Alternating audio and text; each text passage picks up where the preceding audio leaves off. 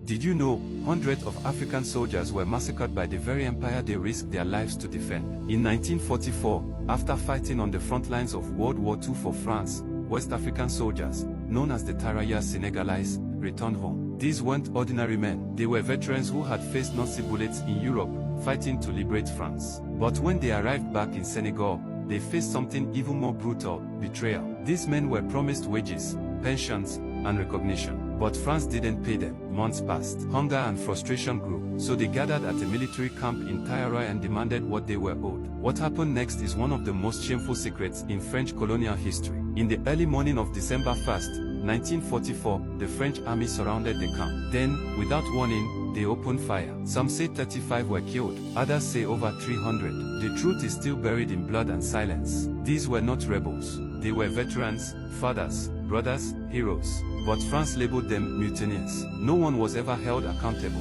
Their names weren't taught in schools. Their story was hidden for decades. Even the graves are unmarked. But why? Why would France kill its own soldiers? Because they were African. Because colonial power feared the example of black men demanding justice. And because Europe has always feared a united, conscious Africa. Till today, France honors its World War II heroes. But barely a whisper is given to the Thiaroyers who died at Thiaroye. In fact, some documents were classified for over 60 years. It wasn't just about unpaid wages. It was a message: know your place. But they couldn't kill the memory, and they couldn't kill the truth. In recent years, African voices have begun to resurrect the story. Films, books, and protests now echo with the names of those who fell. In 2022, French President Macron acknowledged the massacre, but no justice was offered.